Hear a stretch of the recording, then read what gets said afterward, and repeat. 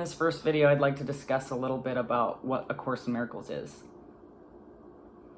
So, A Course in Miracles to me is a psychological, spiritual self-study program.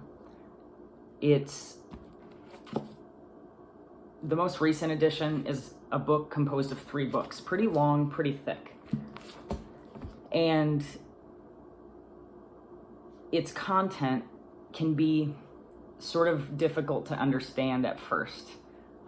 It's what I like to think of as an Eastern philosophy in some ways, written in a Western way. So when you open the book, you're going to see some Christian language that seems almost biblical. But when you get to know the content, you can see it's almost a correction to some of the biblical ideas. So some of the big themes in A Course in Miracles is the first being that we are all one. And that in our oneness, it's really all that exists, and everything else that we think we perceive is illusion. And this is really in alignment with Buddhist principles, but the Course gives a way of waking up to our true nature, which is love itself or oneness with God, through a practical application of what they call forgiveness. And perhaps I'll make another video about the Course's definition of forgiveness. But essentially, it's not the way we think of forgiveness. It's not this idea that I pity someone else and thus, like, I'm better and I'm going to forgive them for what they wronged me. It's saying that if love is the only thing that's actually true, then I'm obviously seeing something incorrectly if I believe myself to have been harmed. And thus I want to see things differently, and thus I give my perceptions to the Holy Spirit, is the words they use here. So the book, essentially, the theory is really about learning that if I'm unhappy, if I'm in suffering, then I'm seeing things incorrectly. And what we learn to do, or essentially unlearn, we unlearn our egoic thought system.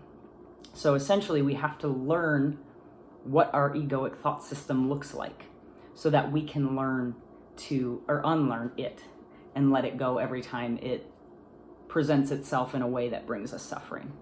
So that's sort of what the lessons do for us, is help us be aware of what ego looks like, help us be aware of the thought system that is not serving us any longer. And this isn't always like the most beautiful light and love sort of spiritual program. In order to see the light that always exists within us and everyone else, we might have to first see what's unconscious and what isn't pretty. The things perhaps we've repressed. You know, the judgmental thoughts we have about ourselves and other people. And as those come to surface, what we recognize is like, that's not really who I am. That's my conditioned thought system. And thus, I can work with Spirit or Jesus or whatever that name you work with is, and learn to let it go over and over and over again in this process. So the idea of A Course in Miracles is that we don't necessarily have to go live in a monastery to wake up to our true nature.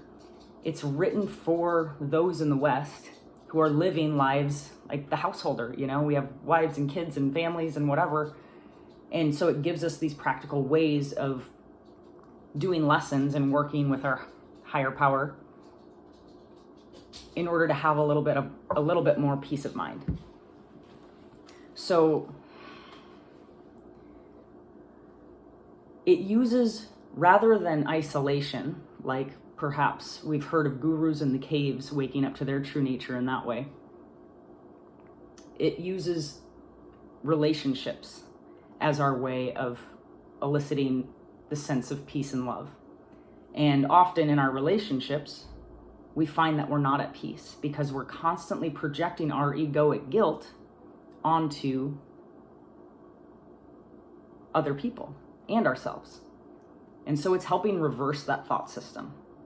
Another big theme is the idea that there's one problem and one solution. The problem being that we think we separated from God, but that it never actually happened. It's illusion. So when we find ourselves, we have this sort of, we carry around this unconscious guilt, which we constantly project onto this world, keeping us from awakening to God.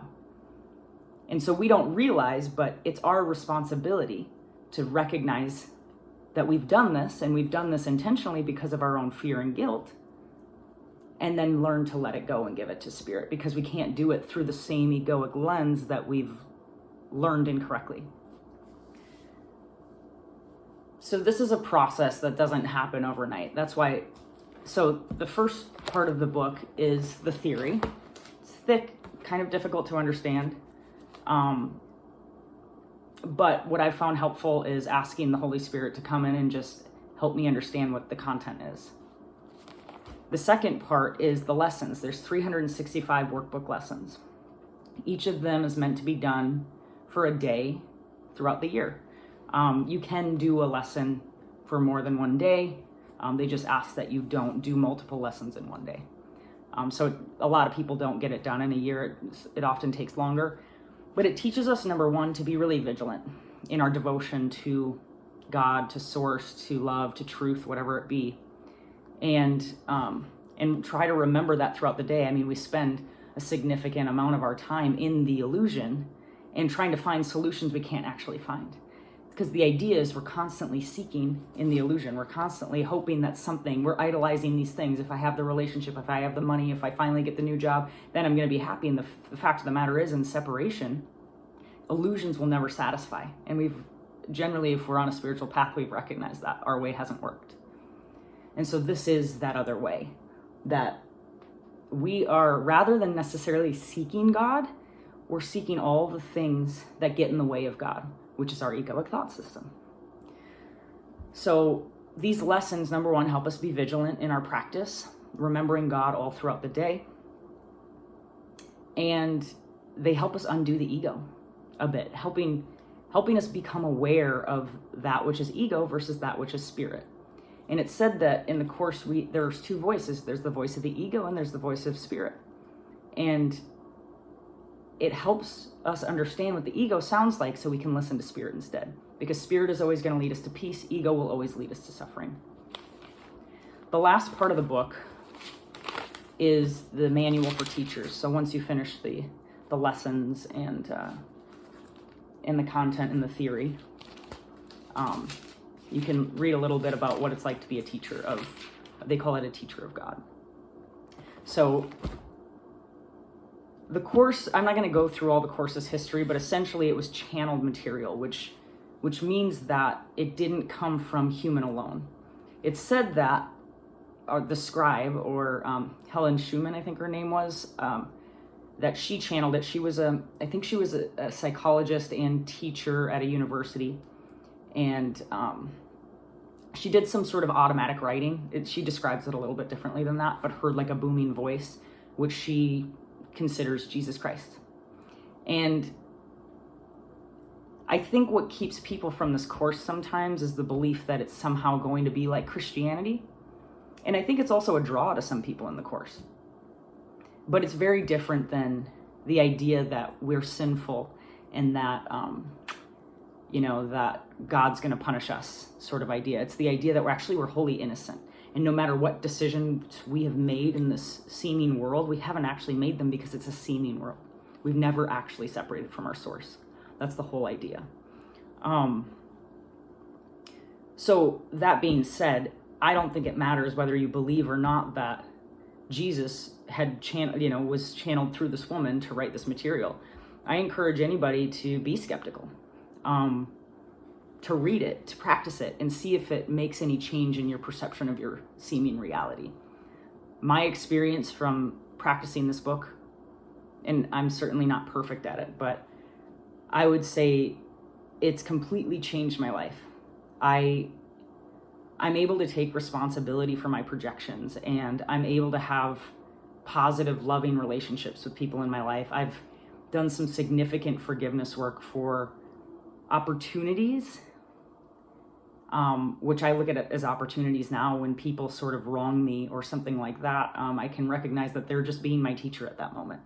And the lesson is, like, how can I continue to extend love I've learned that when I'm not happy, I always have an opportunity to see peace instead. And so I get a chance to constantly reach out to spirit and ask to see things differently, because I must have in some unconscious way chose to see things in this light. I've seen people and myself through these judgments, through this dirty lens that just hasn't worked for me. So it's empowering in the sense that I get a chance to let that go. Yeah, so overall, A Course in Miracles is, if you're new to it and you're trying to do a deep dive, there's a lot of different ways to go about it. I encourage you to get close with Spirit or Jesus or whatever you want to call it, and ask the direction that you're supposed to go. There are some teachers of A Course in Miracles, and some are really fantastic. And the thing is, I like to pray to Spirit and just ask, number one, help me understand this content, but also help me take, what another teacher's interpretation is, and let me understand it the way you want me to.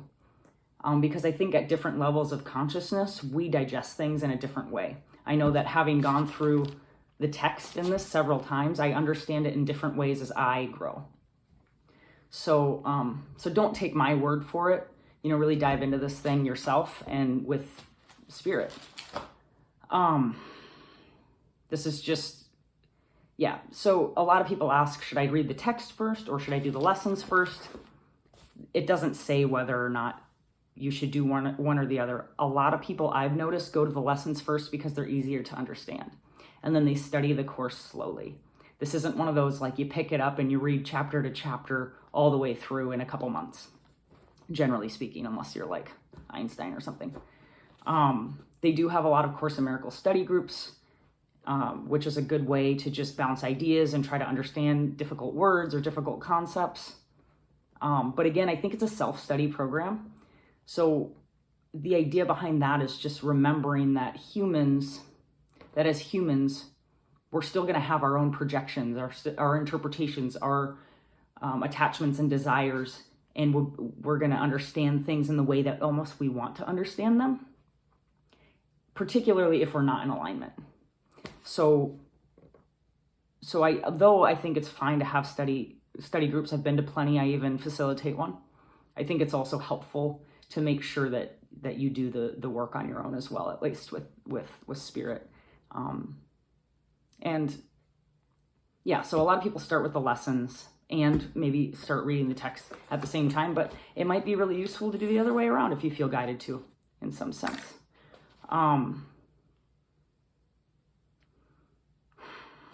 Yeah, I think that anybody the other thing I just want to say is that I don't think the Course in Miracles is for everyone. It's, number one, it's thick. I think it's really made for the Western intellect in a lot of ways, because it helps to break down some of that intellectualizing.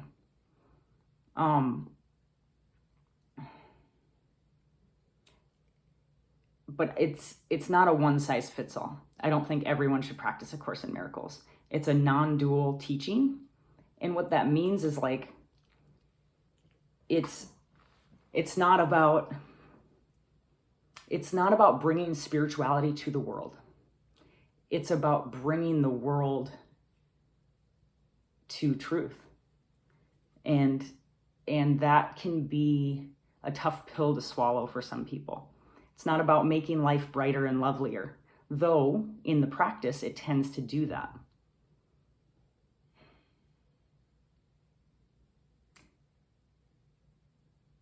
The Course, I think if you're meant for the Course, it'll call you. That was my experience. I couldn't get rid of it. It seemed to constantly come back into my life in some way, through some sign. And if you find the Course is calling you, I encourage you to answer the call. And the worst that could happen is that it doesn't resonate. So I encourage you to work the lessons of A Course in Miracles and, be vigilant, commit to a year. And if it doesn't change your life, I'm sure you can have your old one back. So anyways, thanks for listening.